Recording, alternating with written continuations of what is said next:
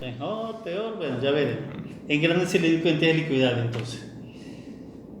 Como su nombre lo indica, son engranes cuyos dientes se mecanizan sobre una superficie cilíndrica, puede ser interna o externa, y son de dientes helicoidales porque la dirección de mecanizado, como se observa aquí, ya tiene cierto ángulo respecto al eje que sostiene al engrane.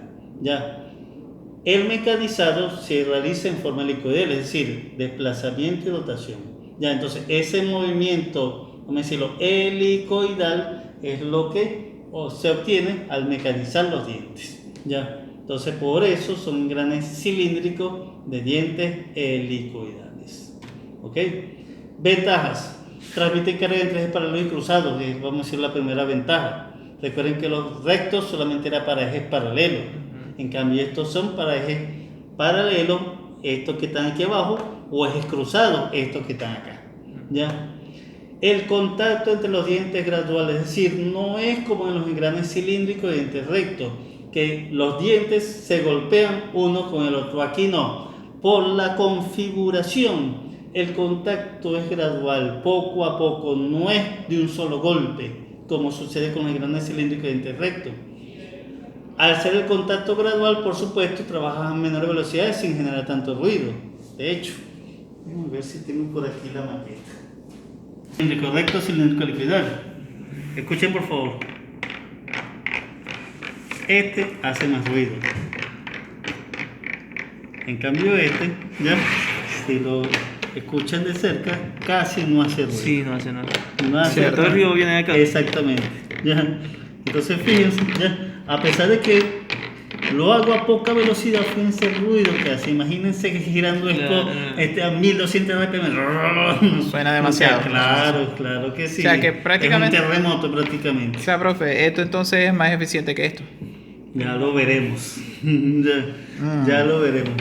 Pero entonces es la gran diferencia. Entonces, como el contacto aquí es gradual, es decir, no es un golpe como sucede acá, entonces trabaja a mayor velocidad sin generar tanto ruido. El montaje no es tan preciso, o no debe ser tan preciso como en los cilíndricos de dientes rectos. Por el mismo espesor transmiten mayor carga. ¿Por qué razón? Porque si observan aquí, por ejemplo, este es, vamos a decirlo, la longitud del diente. Y esta es la longitud del diente acá se mide en esta dirección. Obviamente, por el mismo espesor, aquí hay mayor longitud que acá, ¿cierto? Claro. Sí, por lo tanto, al haber mayor longitud hay mayor distribución de carga. ¿Ya? Claro. Y por lo tanto, este resiste más carga que este que está acá. ¿Ya? Okay. Así de sencillo. Por eso aquí dice, para el mismo espesor transmite mayor carga. Están teniendo gran aplicación a nivel industrial. De hecho, una caja sincrónica de hace 80 años, la mayoría de los dientes eran cilíndricos rectos. Una caja sincrónica hoy en día, ahora la mayoría de los engranes son helicoidales. ¿Ya? Entonces, poco a poco y gradualmente, los engranes cilíndricos de dientes rectos están siendo sustituidos por los engranes cilíndricos de dientes helicoidales, por estas ventajas comparativas. ¿Ok? Más dientes están en contacto simultáneamente, lo cual todavía contribuye a la distribución de la carga adecuada y por lo tanto soporta mayor carga.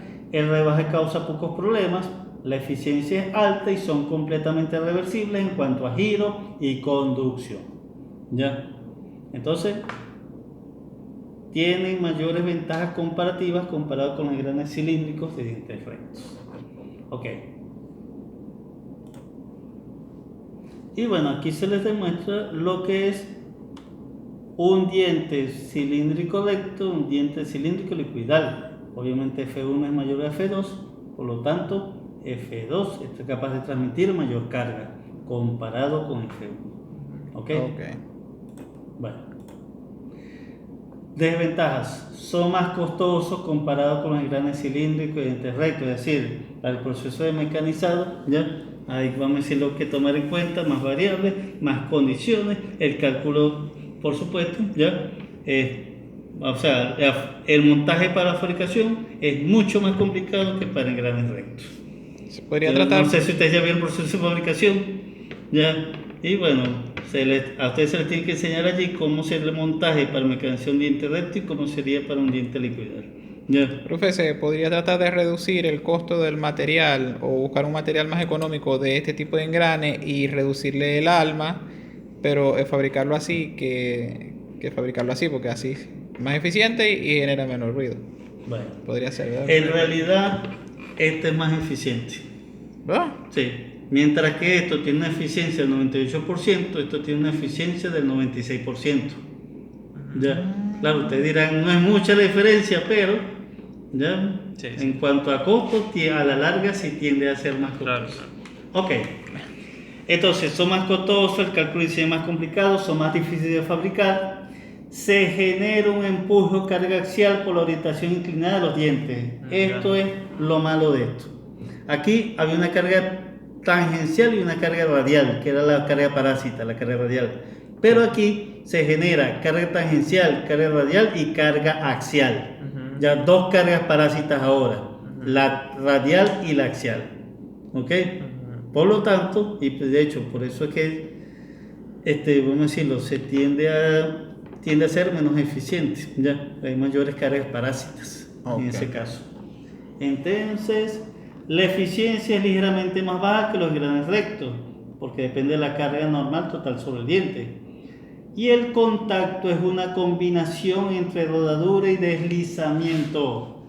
Aquí es rodadura pura, pero acá, dado que el contacto entre los dientes es gradual, ya al principio se genera vamos a decirlo, un deslizamiento entre los dientes. Ya cuando el contacto es pleno, allí se aplica rodadura pura, pero en ese contacto inicial, ya gradual, se genera el deslizamiento. Y para el deslizamiento hay mayor desgaste, aumento de temperatura y fricción. Al haber deslizamiento. Claro que sí. Ya. Siempre cuando hay deslizamiento hay fricción, aumento de temperatura y desgaste, Ok, que es lo que mata a los dientes de los engranajes. Ok, perfecto. Entonces quiere decir que este tipo de engrane resiste menos que este. Exactamente. A largo plazo, ¿no? A largo plazo, Pero sí. ya va. Los dientes se gastan más rápido que este. Pero ya va. O sea, este hay que reemplazarlo. Este tiene menor vida útil que este. Pero ya va, profe. Esto es porque aquí ocurre un deslizamiento, pero no se trata, o sea, el fin del engrane como tal, no debería tener suficiente fricción para que para que ninguno de los engranes se... No debe haber, o sea, no. Claro, porque hay un engrane que deslice. Eso quiere decir que... No, Está literal, fallando el no engrane. tenéis que aquí no tiene que haber fricción porque tiene que dar los dos engranes aquí. O sea, no debe haber deslizamiento para que esto sea proporcional. Recuerde que por la curva involuta se genera en este caso rodadura pura, pero para los dientes rectos. Rodadura pura fricción. Rodadura Alta fricción, pura. alta fricción. Sí, pero vamos a decirlo, no es alta fricción por deslizamiento, vamos a decirlo así. Claro, siempre hay fricción. Si hay rodadura, siempre hay fricción, pero no es por deslizamiento. ¿Ya? Ok.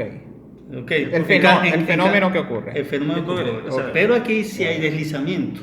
¿Ya? Aquí sí hay deslizamiento Aquí sí hay deslizamiento. y muy baja fricción. O si no, existe... no, sigue así, existiendo la fricción normal. Ok, ¿ya? simplemente La fricción normal. ya entendí. ¿Ya?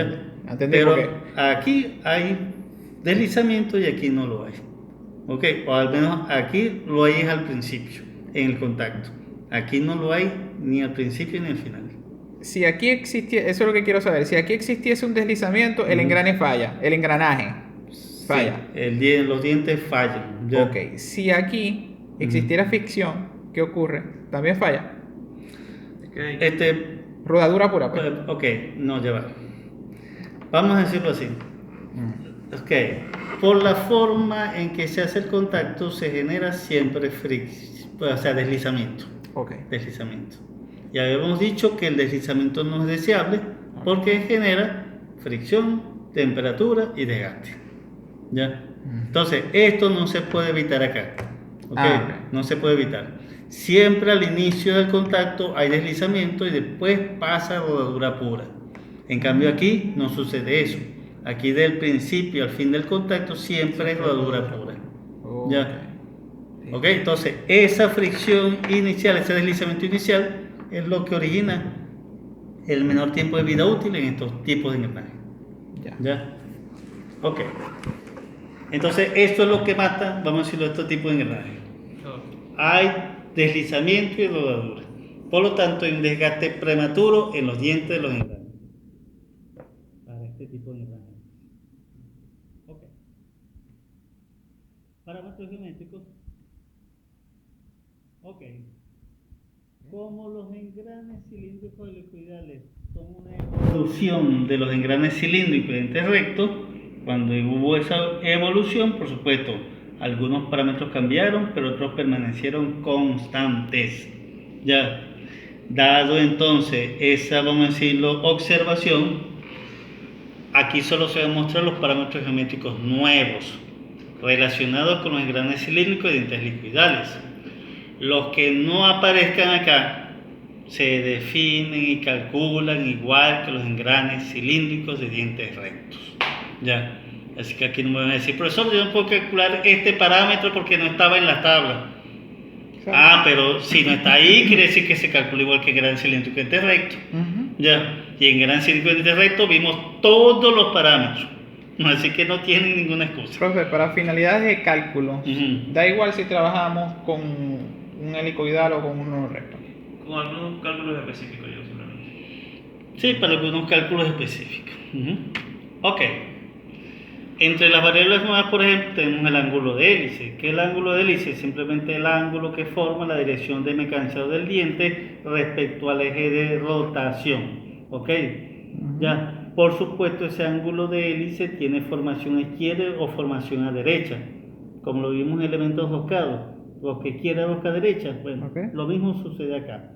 Entonces, cuando ustedes no establezcan o especifiquen los engranes cilíndricos de liquidales, me tienen que decir formación izquierda o formación a derecha.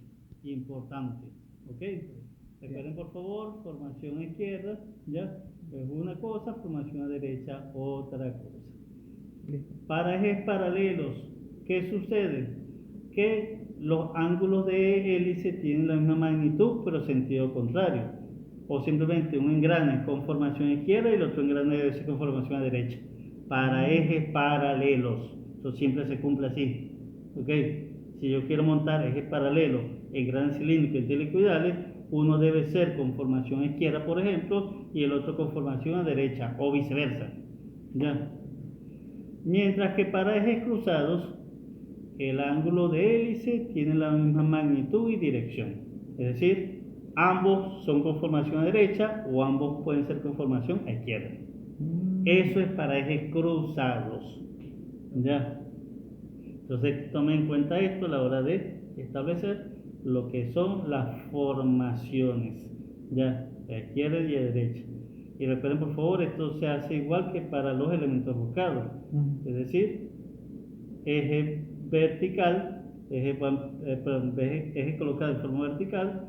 Si la pendiente es negativa es formación izquierda, si la pendiente es positiva es formación a derecha. ¿Ok? Bueno. Módulo transversal, ya. Nosotros generalmente trabajamos en los engranes de dientes rectos, nosotros trabajamos era con módulos, ya. Pero aquí, dada la forma en que se mecaniza el diente, vamos a trabajar con el llamado módulo transversal, que es aquel módulo que resulta de utilizar un plano que sea perpendicular a los dientes de los engranajes. Es decir, no utilizamos este plano, sino este plano. Este plano entonces me da como resultado el módulo transversal. ¿Cómo se calcula? En función del módulo normal, ahora se le llama así aquí, y en función del coseno del ángulo de hélice. Ya, con esto calculan el módulo transversal. Módulo normal es el que consiguen en tablas normalizado, pero el módulo transversal no está normalizado, pero no importa, igual se utiliza. Ese ángulo, profesor, no lo dan, ¿verdad? ¿Verdad? Pero el ángulo de hélice lo dan. O está normalizado. Hay algunos valores normalizados. Déjenme ver si lo consigo en esta tabla, que no me acuerdo. Ya, sinceramente. Pero ese valor lo pueden seleccionar ustedes. No hay limitante en cuanto a la norma 20 grados. 20 grados, 30 grados, 15 grados, 10 grados, 14,75 grados, enteros o decimales, son enteros. Ya, ok, pero no es como el ángulo de presión, que ese sí tiene valores específicos. El ángulo de hélice no está normalizado o no hay valores específicos. Porque si no puede ser, Hay recomendados, pero no son porque si no puede ser normalizados. 45 ni 90. Porque 90 no puede porque ser, no es- 45 sí puede ser. Ok. Igual, su contraparte, el paso diametral transversal, se calcula en función del paso diametral normal y el coseno del ángulo de hélice. ¿Ok? Por lo tanto, el ángulo de hélice debe ser dato o deben seleccionarlo previamente. Ángulo de presión transversal. Al igual que el módulo, ya cuando utilizo un plano transversal o perpendicular a la dirección de mecánica de los dientes, obtengo mi respectivo ángulo transversal. Ya, normal transversal.